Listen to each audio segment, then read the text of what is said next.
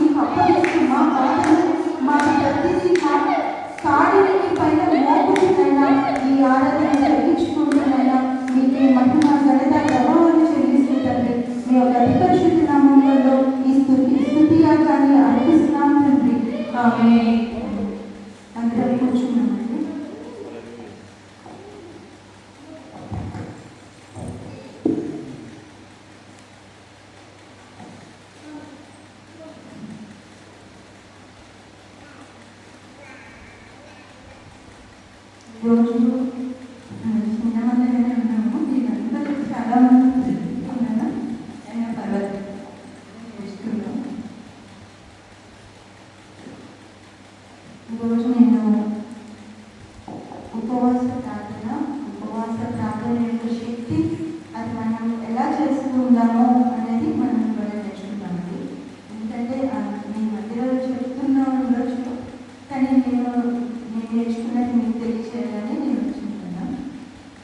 ఉపవాస ప్రార్థన అనేది ముఖ్యంగా ఫ్రెండ్ అండ్ చర్చెస్ చేస్తూ ఉంటారు కదండి. మనం ముఖ్యంగా రోమన్ క్యాథలిక్స్ వీళ్ళు చేస్తారని మనకు తెలుసు. దీన్నే లెంట్ ప్రేయర్స్ కూడా అంటారని మనకు తెలిసింది. ఈ ఉపవాస ప్రార్థన 18th సెంచరీ నుంచి చేస్తారు. 18వ శతాబ్దం నుంచి ఉపవాస ప్రార్థన ఈ ప్రపంచంలో జరిగించుకుంటూ ఉన్నారు. దీన్ని కొంతమంది ఉపవాస ప్రార్థనలు వ్యర్థము, రాశిని కూడా నమ్ముతున్నారు. మన మధ్యలో ఉన్న ప్రజలు, కొన్ని సంఘాలు ఈ అనవసరం కదా, ఎవరు దీన్ని చెప్పారు, 40 రోజులు ఉపవాస ప్రార్థన ఖచ్చితంగా చేయాలి అనేది బైబిల్ ప్రకారం ఎక్కడ ఉంది అనేది కొంతమంది నమ్ముతున్నారు. కొంతమంది యేసయ్య శిలువలో మరణించింది మన కోసమే కదా, ఇంకెవరి కోసమో కాదు కదా.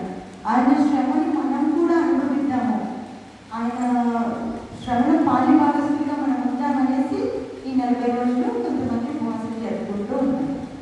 అయితే ఉపవాస ప్రార్థన చేసుకోవాలా వద్దా అన్నది మనం చర్చించుకోకుండా ఉపవాస ప్రార్థనలో ఉన్న శక్తిని మనం ముఖ్యంగా గ్రహించాలి. ఉపవాస ప్రార్థనలో ఉన్న శక్తిని నేను వివరిస్తాను. ఉపవాసం అంటే ఏంటి? అసలు ఉపవాసంలో 2 పదాలు ఉన్నాయి మనకు తెలుసు. ఉపవాసం, ఉప ప్లస్ వాసన. ఉప అంటే దగ్గరగా ఉండడం, వాసము అంటే స్నేహం. ఉప అంటే దగ్గరగా ఉంటూ స్నేహం చేయడం. ఈ 40 రోజులు కూడా మనం ఎలా ఉండాలి?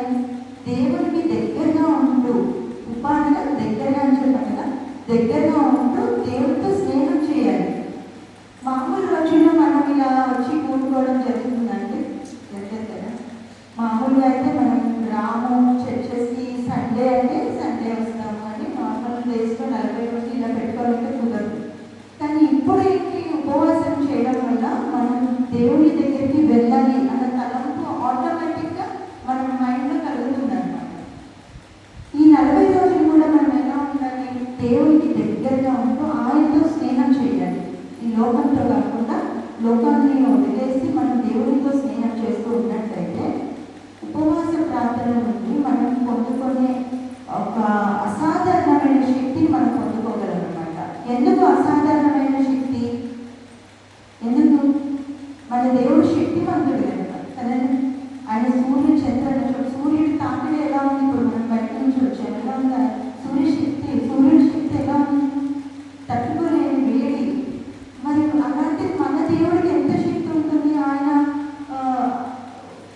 ఆదియు అంతము అయిన తండ్రి, ఆయన సమస్తము సృష్టించిన ప్రభు, ఆయన శక్తి ఎంతో గొప్పది.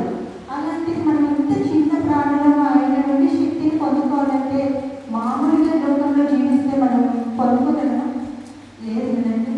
కాబట్టి మనం ఉపవాసం చేసి ఆయన శక్తిని మనం పొందుకోవాలి. అప్పుడు ఉపవాసం చేయడం వల్ల మన శరీరం అనేది ఒక కంట్రోల్లోకి వస్తుంది, మన కంట్రోల్లోకి. అది మన మైండ్ని, శరీరాన్ని మన చేతుల్లో పెట్టుకోగలం. మనం ఇప్పుడు పదండి చర్చికి వెళ్దామంటే చర్చికి రాగలం, మోకరించగలమంటే మోకరించగలం. ఉపవాసంగా ఉంటే ఇది సాధ్యం. ఒక గోల్స్ పెట్టుకోగలం. మనం ఏమని ఈ వారం రోజుల్లో ఇది చేయాలి. ఈ ఉపవాస ప్రార్థనలు అయ్యేలోపు మనం బైబిల్ చదువుకోవాలి, ఒక బైబిల్ కంప్లీట్ చేయాలి, కొత్త నిబంధన కంప్లీట్ చేయాలి, లేదా ఒక చాప్టర్ కంప్లీట్ చేయాలి అనే ఒక ఎయిమ్ మన మైండ్లోకి వస్తుంది కదండి. మరి ఇలా చేయడం వల్ల, ఒక అంబిషన్ అనేది పెట్టుకోవడం వల్ల మనం దేవుడి నుంచి ఒక శక్తిని పొందుకోగలం అనమాట. కంపల్సరీగా ఆయనతో దగ్గరగా ఉండి స్నేహం చేయడం వల్ల మనకి ఎన్నో లాభాలు కలుగుతూ ఉంటాయి ఉపవాస ప్రార్థనలో. నాకు తెలిసి ఉపవాస ప్రార్థనలు 3 రకాలుగా ఉన్నాయి. ఒకటేమో 40 రోజులు ఉపవాసము పూర్తిగా ఉండడం. 40 రోజులు ఏమి తినకుండా తాగకుండా కొంతమంది ఉంటూ ఉంటారు. నీళ్ళు తాగుతూ వేరే ఏమి తాగకుండా, ఆహారం రుచించకుండా 40 రోజులే ఉండడం, అదొక టైప్ ఆఫ్ ఉపవాసం. రెండవది వచ్చేసి 1 రోజు వాటర్ తాగుతూ 1 రోజు ఉపవాసం. ఇంకొకటి వచ్చేసి ఒక జాము అంటే ఒక 4 గంటల నుండి ఒక 3 గంటల వరకు ఉపవాసం చేస్తూ ఉంటారు. ఈ 40 రోజుల ఉపవాసం అనేది చాలా కష్టమైనది కదండి. మనం చేసే ఉపవాసం కూడా చాలా కష్టమైనది. 40 రోజులు అందరూ లోకంలో అందరూ తింటూ మనం ఉండాలంటే తినకుండా ఎంత కష్టమైందండి.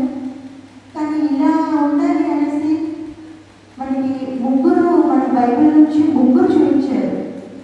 ఆ 3 కూడా ఎవరంటే మోషే గారు, ఏలియా గారు, యేసయ్య కూడా. వీళ్ళ 3 కలిసి మనకి 40 రోజుల ఉపవాసం ఎలా చేయాలి అన్నది మనకి చూపించారు.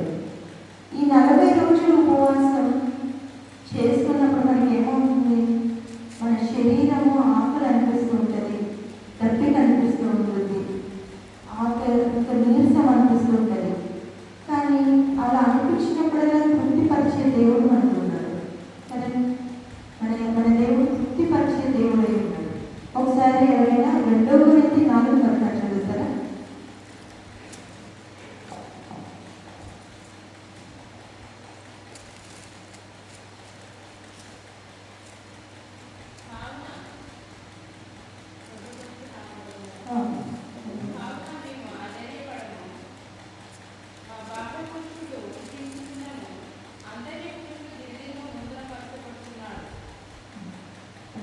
మన బాహ్య పురుషుడు కృషించుండను, అంతర్య పురుషుడు దినదినము నూతన పరచున్నాడు.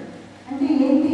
బాహ్య పురుషుడు బయట కూర్చున్నా కూడా లోపల ఉన్న అంతర్య పురుషుడు దినదినము ప్రతిరోజు 40 రోజులు పరచబడుతున్నాడు. ఎవరి వల్ల? దేవుడి వల్ల.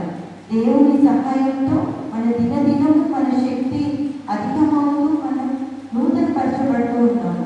పాత దాంట్లోనే ఉండకుండా కొత్తగా ప్రతిరోజు మనం జన్మించగలుగుతున్నాం అన్నమాట.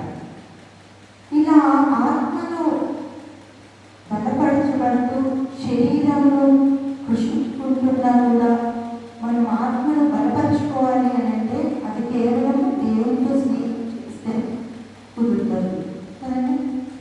ఇలా మరి ఆత్మ బలపరచబడాలి, 40 రోజులు కూడా దేవుడితో స్నేహం, దేవుడు మనతో స్నేహం చేయాలి అన్నదానికి కూడా ఒక రీజన్ ఉండాలి. మనం ఒట్టిగానే వచ్చి వాళ్ళు ఉంటున్నారు, వీళ్ళు ఉంటున్నారు, నేను ఉంటున్నా అని అనుకుంటే సరిపోదు. మనకు ఒక రీజన్ ఉండాలి, ఖచ్చితంగా ఒక కారణం అనేది మనం పెట్టుకోవాలి. దేవుడితో స్నేహం అంటాం, అదేమి మామూలు విషయం కాదండి. దేవుడితో స్నేహం అది ఎంతో గొప్ప విషయం. ప్రపంచంలో వేరే ఇంట్లో ఉన్నారు, ఇప్పుడు మనం వచ్చి దేవుడితో స్నేహం చేస్తాం కదండి. ఇది ఎంతో గొప్ప విషయం. ఇలా ఆత్మను నువ్వు బలపరచుకోవాలి అని అంటే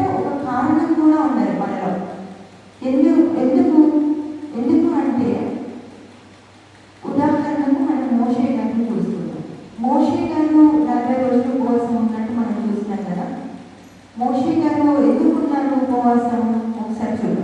సామెతలు 29:18 చదువుతున్నా. సామెతలు 20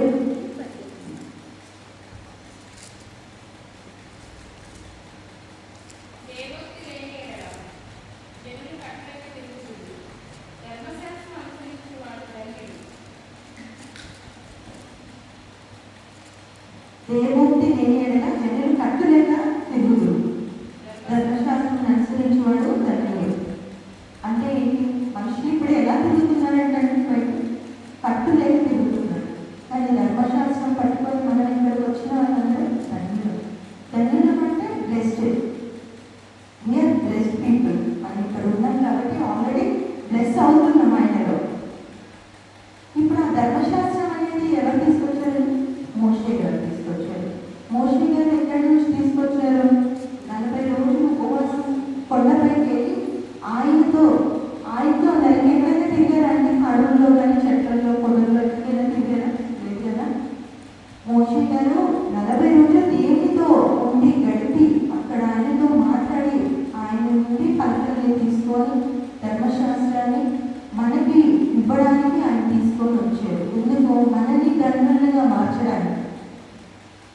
ధర్మశాస్త్రం దీవారాత్రులు ధ్యానించే వాళ్ళు ఎవరు? ధన్యులు కదా.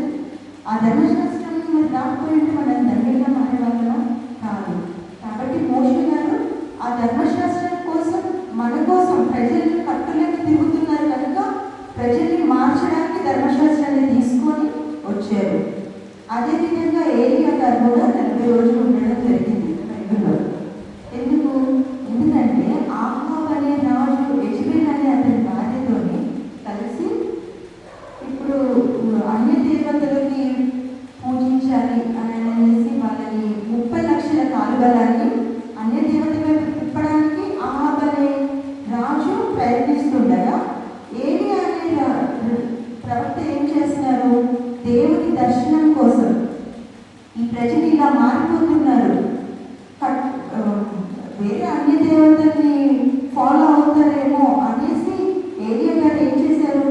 దేవుని దర్శనం కోసం శకము నుండి హోరేబు సీనాయి అనే కొండ మీద తీసుకెళ్ళాలి వీళ్ళని.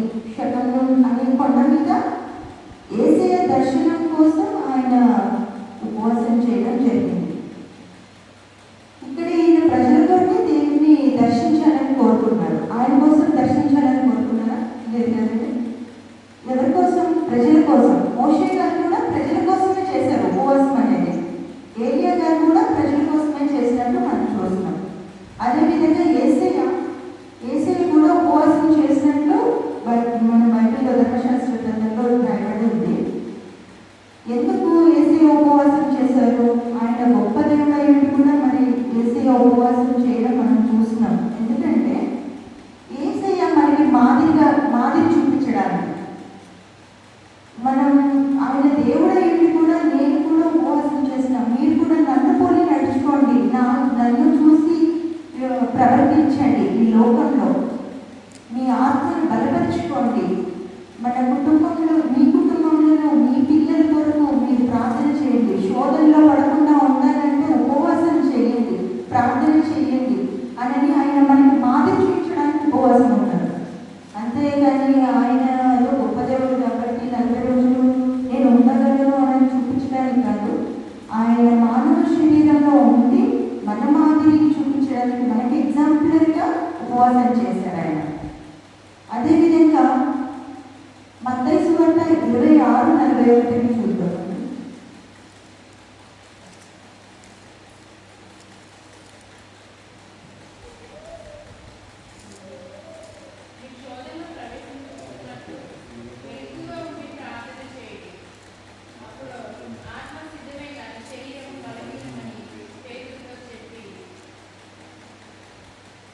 ఇక్కడ శోధనలో ప్రవేశించకుండా ఉండాలంటే ప్రార్థన చేయాలి. ఆత్మ ఎప్పుడు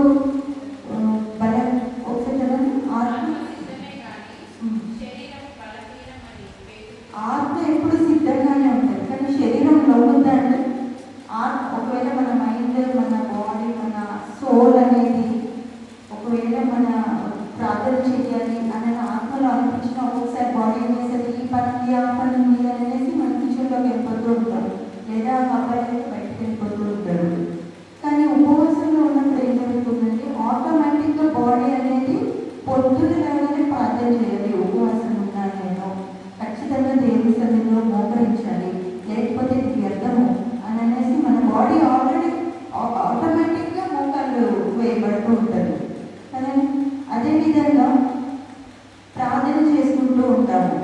ఉపవాస టైంలో. అందుకనే ఒకసారి మత్తయి సువార్త 5:6 చెప్తాడు.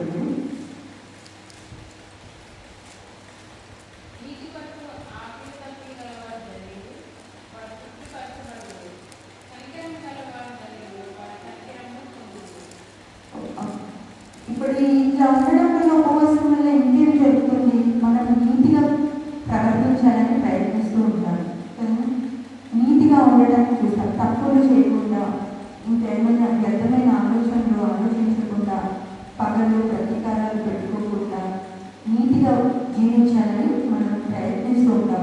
ఇలా నీతిగా ఉండే ప్రజలను దేవుడిని ఏం చేస్తారంటే, ఆకలి దప్పికలు ఉన్న వాళ్ళని ఆయన తృప్తిపరుస్తారు. దేనితో? మన హృదయంలో ఒక కారణం ఉంది చూసారా? ఉపవాసానికి ఒక కారణం పెట్టుకొని ఉపవాసం జరిగిస్తున్నాం కదా, దాన్ని ఆయన తృప్తిపరిచేలాగా మన మైండ్ని, బాడీని, సోల్ని అందరినీ ఆయన తృప్తిపరుస్తారనమాట.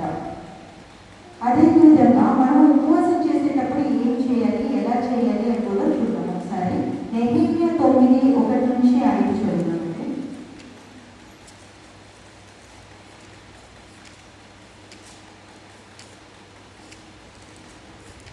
నెహెమ్యా 9:1-5 వచ్చింది.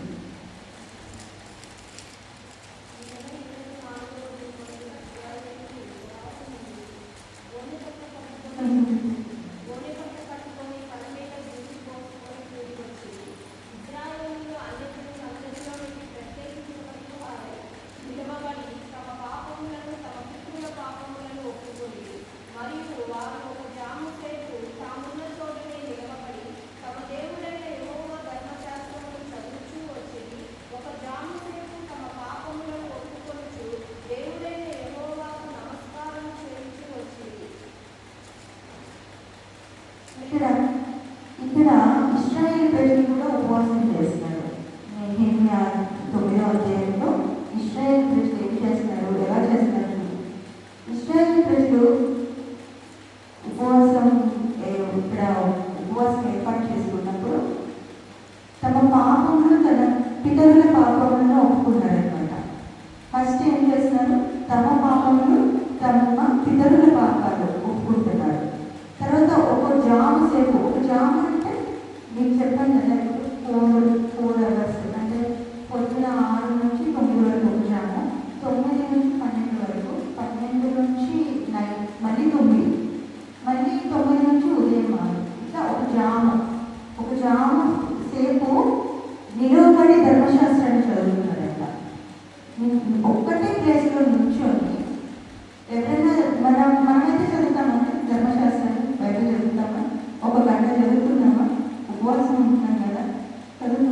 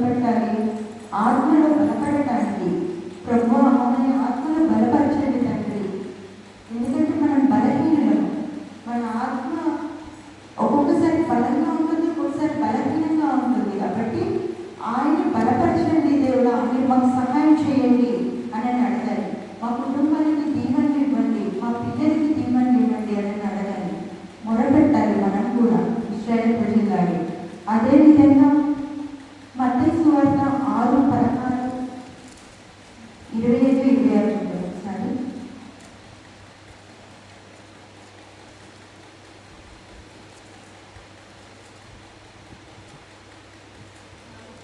ఆరు 16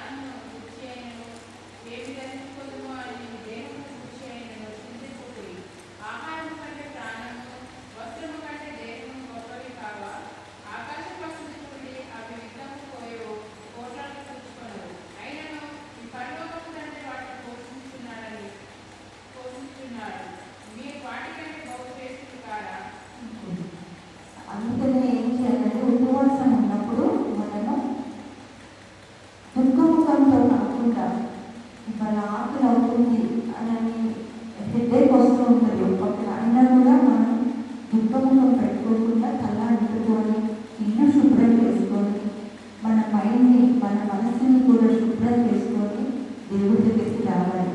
వచ్చి పాపం నుండి ఒప్పుకొని మనసు పొందాలి. అప్పుడు ఏం చేస్తారు దేవుడు? ఆకాశ పక్షుల్ని మెట్టుతున్నారు కదా, జంతువుల్ని అడవిలో జంతువుల్ని మెట్టుతున్నారు. ఆయన అడవిలో జంతువుల్ని ఈయన చేసే దేవుడు అయి ఉన్నాడు. వాళ్ళకి ఎవరు చూస్తున్నారు? వాళ్ళ బాగోగులు అన్ని దేవుడే చూస్తున్నారు. మన బాగోగులు కూడా దేవుడే చూస్తాడు. కనుక మనము కూడా మోషే గారు ఏలియా గారు చేసినట్లే అందరి కొరకు ప్రార్థన చేయాలి, అందరి కొరకు మనం మొరపెట్టాలి. మన జీవితాల కొరకు, మన ఆత్మల కొరకు ఎన్నో యుద్ధాలు జరుగుతున్నాయి కాబట్టి, దేవుడు రాకడ దగ్గరగా ఉంది కాబట్టి ప్రతిరోజు భయంతో ఆయన సన్నిధి చేరి ఉపవాస ప్రార్థనలో మనం బలపడాలని కోరుకుంటూ ఈ చిన్ని వాక్యాన్ని దేవుని సన్నిధిలో మీ మనసులో విత్తబడాలని యేసయ్యలో ప్రార్థన చేస్తున్నాం. పరిశుద్ధుడా, ప్రేమగల తండ్రి, ఈ చిన్న వాక్యాన్ని ప్రభు ఆయన మా మధ్యలో నేను బోధించిన ప్రభు హృదయంలో విత్తబడి నాయన మా పితరుల పాపాలని మా పాపాలని మీ యొక్క ఒప్పుకుంటున్నాం ప్రభు. నాయన మమ్మల్ని ఈ రోజు ఇక్కడ ఉంచామంటే అది కేవలం మీ కృపని ప్రభు. నాయన మమ్మల్ని తృప్తిపరిచే దేవుడా, మమ్మల్ని తృప్తిపరచండి తండ్రి. ఆకాశ పక్షుల కంటే మేము శ్రేష్ఠులుగా ఉన్నాం కనుక ప్రభు, నాయన మీ యొక్క చల్లని చూపు మా పైన ఉంచండి ప్రభు. నాయన మమ్మల్ని కూడా శ్రేష్ఠులుగా ఉంచండి ప్రభు. నాయన సజీవ లెక్కలో ఉంచినందుకు కృతజ్ఞతాస్తుతులు చెల్లిస్తున్నాను తండ్రి ప్రభు. నేను తిరిగి వెళుతున్నది ప్రభు, మీ యొక్క దీవెనలను మా పైన ఉంచండి. మమ్మల్ని ధన్యులుగా మార్చండి. ధర్మశాస్త్రాన్ని మనం చదువుటకు మాకు సహాయం చేయమని ప్రభు మీకే మహిమ కనుక ప్రభావాలు చెల్లిస్తూ మీ యొక్క పరిశుద్ధ నామంలో ఆయన ప్రార్థించి వేడుకుంటున్నాను తండ్రి. ఆమేన్.